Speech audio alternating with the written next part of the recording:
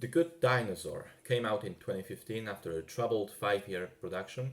It is perhaps the most forgotten out of all of the Pixar films, and for good reason. It's probably their worst film. The story takes place on an alternate Earth where the big asteroid that killed the dinosaurs missed the Earth, and so the dinosaur age continued for millions of years more. Arlo is the youngest dinosaur in the family of Apatosauruses.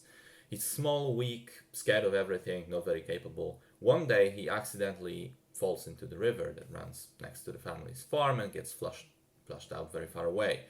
He is then forced to make the journey back home against elements, unfavorable terrain, and his own fears.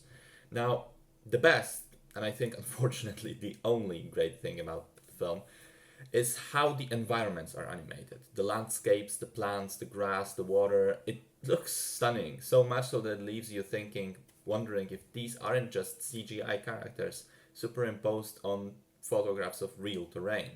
I mean, seriously, Pixar has gotten so good at creating environments. It's freaky at this point. But as I said, apart from that, there really isn't too much to go on. The characters themselves don't look anywhere close to as good as the landscapes. Especially Arlo, the main character, is simply ugly.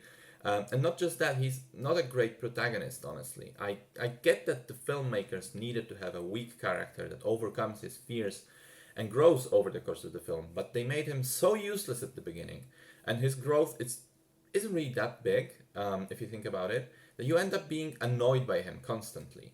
And I'm sure that wasn't the intention, so that's a flaw in my book.